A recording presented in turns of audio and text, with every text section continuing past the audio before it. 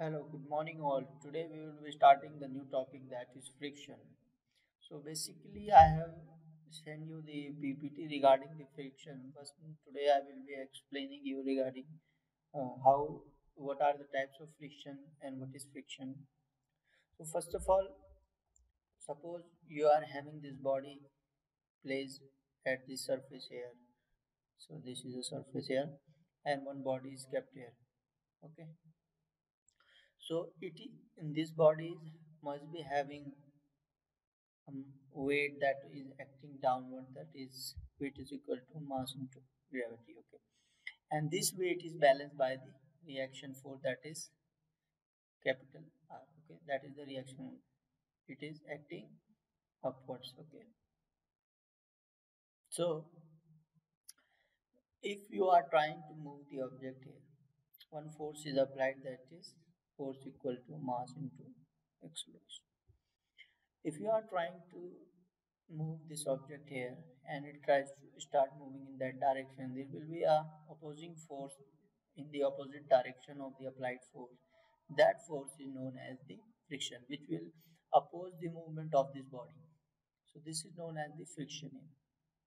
The force that opposes the movement or the tendency of movement is called as frictional force or a simple friction. Okay, so this is the diagram here in which weight is acting downward. Weight is always acting downwards. Okay, because gravity, due to the gravity, that will be attracted down.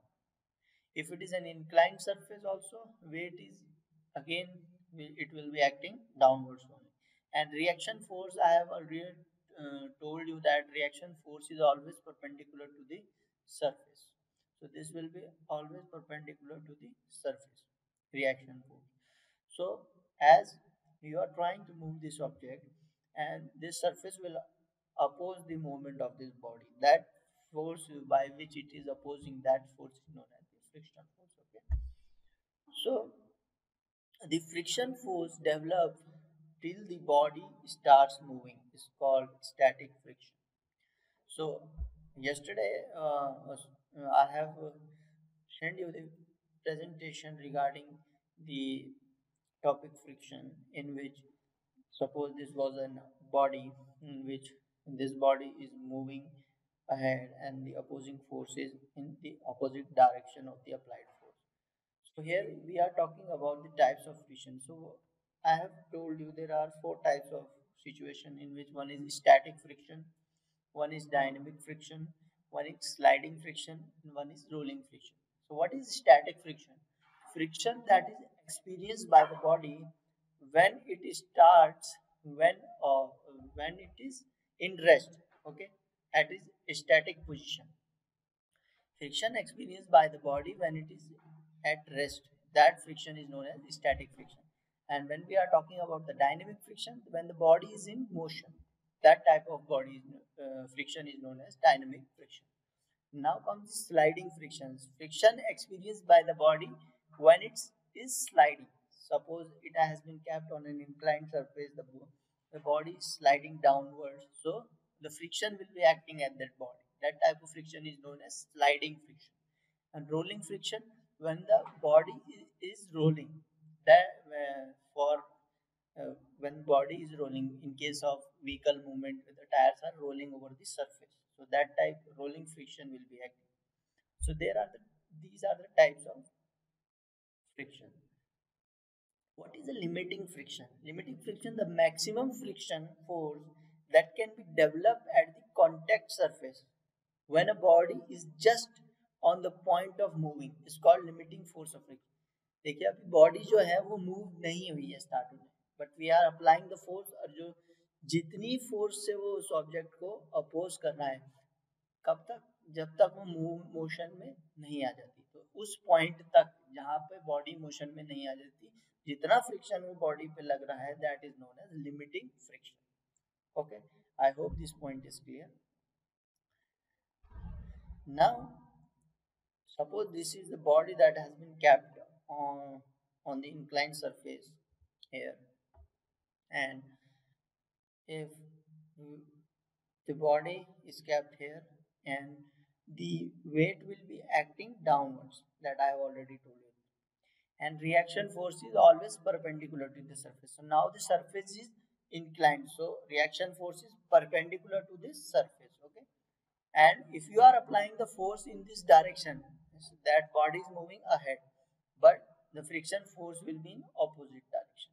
Okay, so that is known as the friction force. So now it is experimentally found that the magnitude of the limiting friction bears a constant ratio to the normal reaction between the two surfaces, and the ratio is called as coefficient of friction. So जो ratio of frictional force to the reaction force होता है, that is known as coefficient of friction. ये experimentally found value है कि जो ratio होता है frictional force का upon the reaction force, that is known as the coefficient of the friction. Okay. Now, if we are talking about laws of Coulomb friction, so what are the laws of Coulomb friction? First one is the force of friction always acts opposite to the direction of the applied. So ये हमेशा होगा कि जिस direction में आप force लगा रहे हैं उसके ऑपोजिट डायरेक्शन में आपको फ्रिक्शनल फोर्स मिलेगी. Second point says that till the limiting value is reached, the magnitude of friction is exactly equal to the force which tends to move the mass of the body. Limiting friction की जो value होगी वो magnitude में कितनी होगी? Magnitude में वो value बराबर होगी उस फोर्स के जो उसको बॉडी को मूव करने की कोशिश कर रही है. So the limiting value until and unless जिस पॉइंट वो बॉडी मोशन में आ जाए उससे पहले जितनी फोर्स उस पर लग रही है और जितनी फ्रिक्शन उस बॉडी पे लग रही है, that value will be equal. उस पॉइंट पे क्या बोलेंगे? वो लिमिटिंग फ्रिक्शन है. तो उस केस में क्या होता है? That value of limiting friction is equal to the applied force. Third point says the magnitude of limiting friction to the normal reaction of the body bears a constant ratio is equal to the mu. Mu क्या है? Coefficient of friction. Fourth point says the force of friction depends upon the surface condition like roughness, smoothness of the body. So the friction की value कहाँ पे depend करेगी? Friction की value depend करेगी surface पे, कि जिस सरफेस पे वो बॉडी रखी है वो सरफेस कैसा है. अगर रफ है तो कितना फ्रिक्शन मिलेगा, अगर स्मूथ है तो कितना फ्रिक्शन मिलेगा. So ये कंडीशन पे डिपेंडेंट है that how much friction will be applied on the body when it is kept on a rough surface or a smooth surface. The other point says the force of friction is independent of the contact area between the two surfaces. So the force of friction is that is independent of the contact area. Okay. So contact area पे dependent नहीं है, वो independent force है जो contact area पे depend नहीं करता. Okay. After the body starts moving, the dynamic friction comes into the play, the magnitude of which is less than that of the limiting friction. So जो जैसे ही body motion में आ जाती है तो dynamic friction हमारा play में आ जाता है, जिसकी मैग्नीट्यूड की वैल्यू जो है वो लेस होती है लिमिटिंग फ्रिक्शन से. Okay, and it bears a constant ratio with the normal force. The ratio is called coefficient of dynamic friction. अब जो बॉडी मोशन में है उसका friction divided by the reaction force अगर हम करते हैं, that is known as coefficient of dynamic friction. These are the points